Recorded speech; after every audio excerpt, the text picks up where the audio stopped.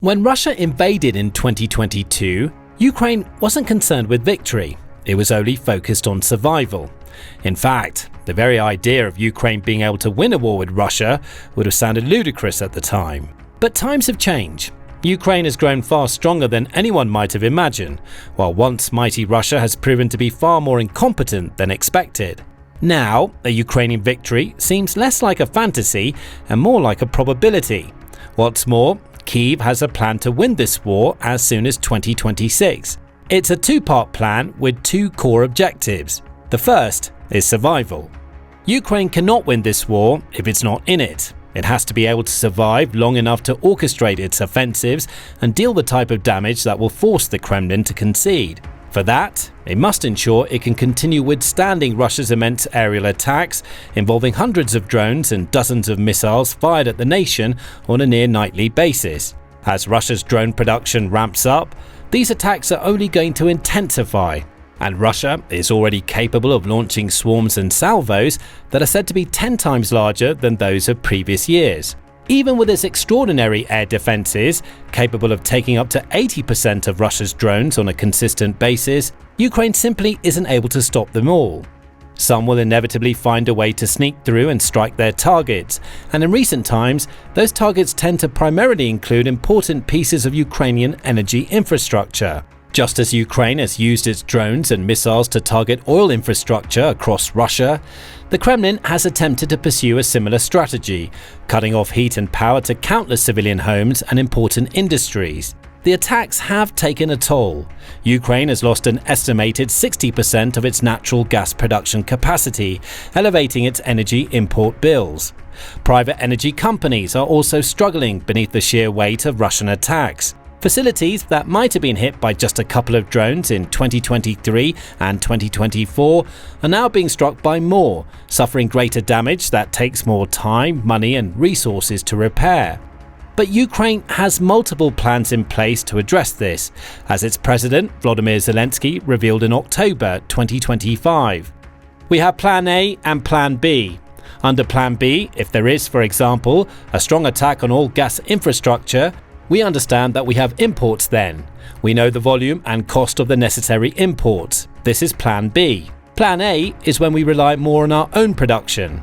In Plan B, we also know where to find the money required. A big part of Ukraine's Plan A revolves around backup systems and fail-safes to keep the country's power flowing, even if important infrastructure comes under attack. For example, DTEK, which is Ukraine's largest private energy investor, has set up several emergency power supply facilities in strategic locations across the country, including one near Kyiv. Each of these facilities is made up of dozens of 8-foot-tall, 2.5-meter battery storage cubes, boasting a total capacity of 200 megawatts, which is about half as much as a nuclear reactor. If and when a Russian attack takes out part of the power network, facilities like these can come online in a matter of milliseconds, counteracting the losses to keep the grid online. DTEK is also heavily invested in renewable energies. Back in mid-2022, when its officials saw that Russia intended to target Ukrainian energy infrastructure, they recommenced construction of a €450 million, $520 million, 500-megawatt wind farm site in Odessa in southern Ukraine. While that might have seemed a rash move, since Russia could simply shift focus and target the site with its drones and missiles, many green energy installations are actually significantly harder to take out than conventional ones. Having to destroy multiple wind turbines spread out across large spaces, for example, is a lot more challenging than targeting a single coal power plant. Even when turbines are struck by drones, repairs don't tend to take long, with Alexander Shelyshev, Chief Executive Officer for Renewables at DTEK, explaining, "By nature, wind power is more resilient. Of course, you can destroy anything, but wind is more decentralized and so easier to secure. Many new turbines have been constructed already, with dozens of more going up over the course of 2026. DTEK also has plans to build an even larger 650-megawatt wind farm, which, when combined with the Odessa project, would account for over 1 gigawatt of energy, which is more than half of the government's target. These sorts of energy improvements are imperative for Ukraine to continue defying the odds and standing up to Russia's relentless aggression. In 2021, The country's total generating capacity stood at 21.8 gigawatts. By 2025, it had slipped to 17 gigawatts because of both occupation of its territories and destruction of its infrastructure. Anywhere from 15 to 17 gigawatts should be enough to keep the country's heat and power going, according to Infrastructure Minister Alexei Kuleba, but anything less than that could trigger wide-scale blackouts. Fortunately, wind farms and battery backups aren't the only aces up Kyiv's sleeve. Ukraine has also transferred around 1 gigawatt of its total output capacity to small, reinforced units that are very difficult for the Russians to locate and destroy. In addition, countless shops, offices, schools and more all over the nation have obtained backup generators to keep the lights and the power flowing, even in the worst-case scenarios. Around 10,000 of these same locations serve as heat centres through the colder months of the year, so that even if people lose heating at home, they can head to a communal space nearby to keep themselves and their families warm. Time will tell if Ukraine's precautionary measures and defensive steps will be enough to help the country cope with the coming onslaught of Russian drone swarms and missile salvos. But it's clear that Kyiv is doing all it can think of to prepare for every eventuality. And if the second section of the plan goes well, it won't need to withstand these sorts of attacks indefinitely, because while the first part of Ukraine's plan for victory is purely defensive, focusing on withstanding attacks and helping its people and infrastructure survive, the second element is all about attack, because no country can win a war simply by defending its territory. It has to strike back, and Ukraine has well and truly mastered the art of striking back. It wasn't able to do much at the outset of the war, forced to focus all of its efforts and resources on digging in and defending its territories as well as it could. It's only as time has gone by and many segments of the front line have since stabilised that Ukraine has found the time, space and opportunity to launch counter-operations against the Russians. And they've been devastating. Ukraine's deep drone strikes have dealt one crushing blow after another, wiping out Russian weapons and defensive systems, eliminating enormous stockpiles of ammo and supplies, and perhaps most importantly of all, crippling the country's oil industry, slashing production capacity and triggering an unprecedented fuel crisis. Seeing how well that strategy works, Ukraine understandably intends to not only persist with it, but elevate it. It's taking its drone industry in exciting new directions, recruiting more and more people from all walks of life to contribute to the cause. In vast factories and sprawling warehouses all across the country, countless people are playing their part, carrying out all kinds of tasks from producing electric panels to assembling drone components and carrying out quality assurance checks before the latest batch of drones is dispatched to its next destination. This is an industry that didn't even exist just a short time ago. When the war began, Ukraine didn't have vast drone armies or forward-thinking military startups looking at ways to integrate artificial intelligence technologies to help quadcopters evade enemy air defenses. Now, Ukraine is the home of drones, churning out millions of them each year in all shapes and sizes, from cheap decoy drones that are designed merely to confuse and saturate enemy systems, to state-of-the-art maritime drones equipped with enough firepower to blow enemy aircraft out of the skies like the game-changing Magura 7. Ukrainian designers, engineers and tacticians have broken the boundaries of drone warfare, delivering one innovation after another and discovering extraordinary new ways of working with their ever-evolving army of unmanned aerial vehicles. Many are deployed along the front lines, preventing Russian forces from making the major gains they need to push on towards any sort of victory, even in the contested territories they assumed would be reasonably easy to capture. Other drones have been sent out to sea, clearing out Russian ships along the Black Sea coast. But arguably, the most important drones of all are those that Ukraine sends over its international borders and deep into Russia's territory, striking at everything from military bases and airfields to oil refineries and pipelines. Many in Ukraine feel that this is the key to victory, the best and smartest strategy, perhaps even the only viable strategy to win the war once and for all. And that shows just how dynamic and different this conflict is when compared to so many others that came before it. Many conventional wars revolve around the front lines. That's where almost all of the fighting takes place. It's where territories are lost and won, victories are celebrated and defeats mourned. It's where breakthroughs occur and inroads form, where strongholds are solidified or smashed and momentum shifts from one side to the other. That's not the case in Ukraine. In this war, the front lines rapidly devolved into a stalemate situation, one in which both sides have repeatedly struggled to make major gains. And the statistics back this up. Russia has claimed less than 1% of Ukraine's total territory since late 2022. Its troops progress at a snail's pace, and even the complete capture of the 4 original territories targeted by Vladimir Putin, Donetsk, Luhansk, Kherson and Zaporizhia, could be several years away, while it would take decades or even centuries by some estimates for Russia to take over all of Ukraine at the rate it's currently moving. Evidently, while the front lines are of great significance in this conflict, they're not going to be the decisive factor.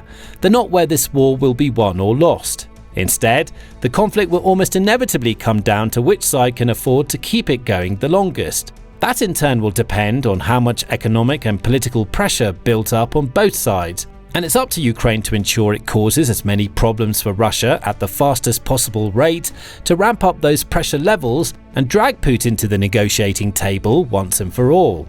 To accomplish that, Ukraine simply needs to keep on doing what it's done over the course of 2025. Find and identify the most important, valuable assets in Russian regions and either damage them or wipe them off the map entirely with increasingly powerful drones and missiles. Many Ukrainian defense sector companies are working with this objective in mind. Firepoint, for example, is a Ukrainian firm specializing in weaponry for long-range attacks, like drones that are capable of traveling extraordinary distances of around 870 miles or 1,400 kilometers and loitering in the air for up to 7 hours before striking their targets. These are the kind of weapons Ukraine needs to not merely target airfields and refineries in occupied territories and Russian regions that are closest to its borders, like Bryansk and Kursk, but to strike much further, deep in the Russian heartlands, in its central regions, and even all the way to its Far East territories too. Firepoint also made major headlines in 2025 when it unveiled one of the most powerful additions to the Ukrainian arsenal, the Flamingo cruise missile. Capable of hitting targets around 1,860 miles or 3,000 kilometers away, Flamingo missiles bring countless Russian targets into range, giving Kyiv's commanders a whole host of new options to explore. Firepoint is working on ballistic missiles too, the kind capable of traveling at hypersonic speeds to easily evade enemy air defenses and strike targets before the Russians even have time to think of formulating a response. And there are many more companies just like this one, working around the clock to design and develop drones that fly further, missiles that move faster, and other systems that can elevate Ukraine's offensive capabilities in big, bold, game-changing ways. As a result of all this exciting new technology and ever-expanding capacities, the amount of attacks inside Russia have steadily increased with each passing month. The severity of these strikes has also risen, with more powerful weapons being deployed to not merely inflict minor damage to Russian factories and pipelines that might take a few weeks to fix, but to leave utter destruction and carnage in their wake. One officer recently revealed in an interview with The Atlantic that Ukraine's long-range drone units now conduct dozens of attacks on Russia every single night. Naturally, not all of them prove successful, but many do, and their collective effects are being seen and felt far and wide across Russia's vast lands. It took time for this to happen. After the first few Ukrainian drone strikes on oil refineries and fuel storage facilities, for example, there wasn't any immediate economic chaos for Russia to worry about. But as these attacks have added up, their effects have been magnified and multiplied, leading all the way up to the aforementioned fuel crisis. What's more, while there are often news reports and telegram posts from Ukrainian authorities, like the main Directorate of Intelligence, GUR, sharing details of the latest attacks, this isn't the case for all of them. Ukraine's forces know when to share information and when to withhold it. They don't always admit to striking targets deep within Russia, nor do they share detailed reports of all their attacks.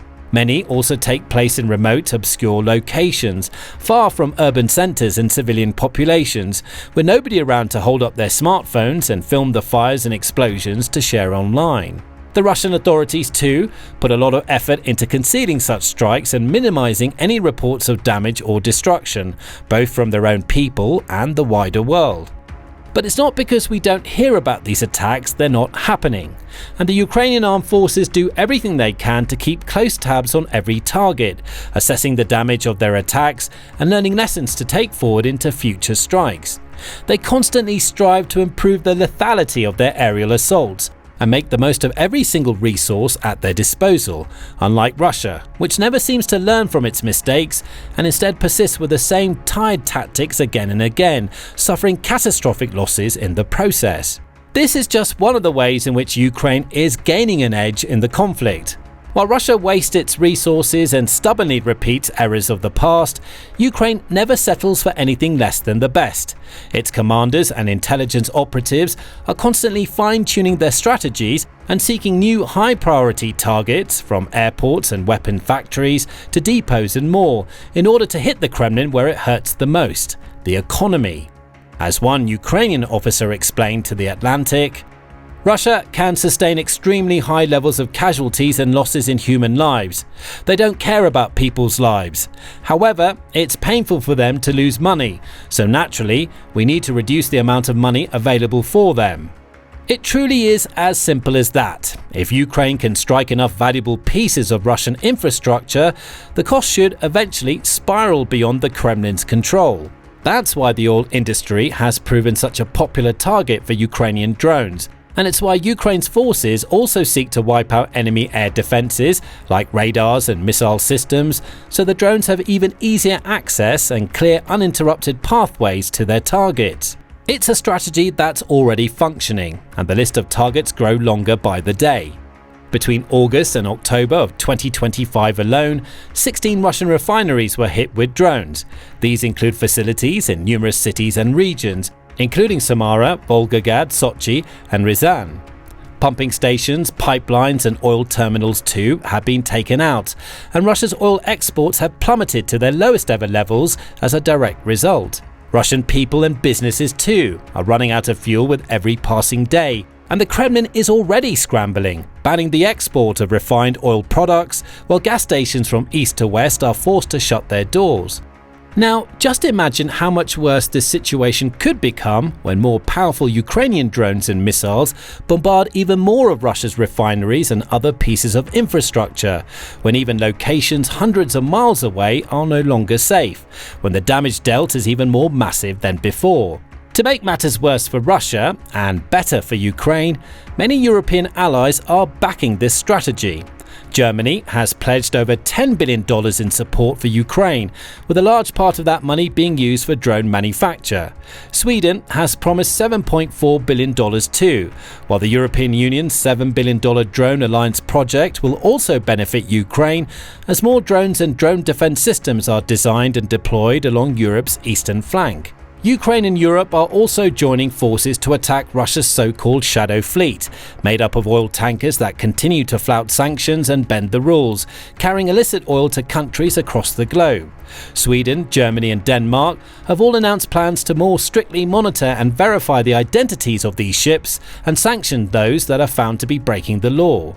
This too will damage Russia's oil industry and its economy, and make Kyiv's inevitable intensifying attacks on enemy infrastructure even more devastating. As Zelensky notes, the most effective sanctions, the ones that work the fastest, are the fires at Russia's oil refineries, its terminals, oil depots. Strengthening its defenses at home and elevating its attacks in Russia, Ukraine is making all the right moves to not just take momentum away from its enemy, but to take its own big steps towards securing something that would have seemed impossible just a few years ago: victory. Now watch this video to learn even more about Ukraine's latest successes, and find out how Kyiv's drones are now starting to focus on the likes of substations and power grids, slicing the lines of power that keep the Kremlin's industries running. Or, for an even clearer picture of how dire the Russian situation is becoming, check out this video, which looks at how one Kremlin official recently highlighted 5 possible crises facing his nation in the months ahead, including the very real risk of widespread political unrest and even civil war. And finally, be sure to subscribe to our channel too, for more breaking military news and in-depth battlefield reports from the Russia-Ukraine war and other important conflicts worldwide.